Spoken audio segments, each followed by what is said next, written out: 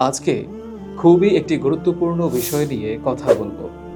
আপনি যদি সঠিক প্রক্রিয়ার মাধ্যমে এই ঔষধটি সেবন করতে পারেন, এই ভেষজটি সেবন করতে পারেন, তাহলে আধা ঘন্টার আগে আপনার সহবাসের সময় শেষ হবে না ইনশাআল্লাহ। আমরা যে যৌবন হারিয়ে ফেলি তা কি আমাদের মাঝে কখনো আর ফিরে আসে? একজন বৃদ্ধ মানুষের কি কোনো মূল্য আছে?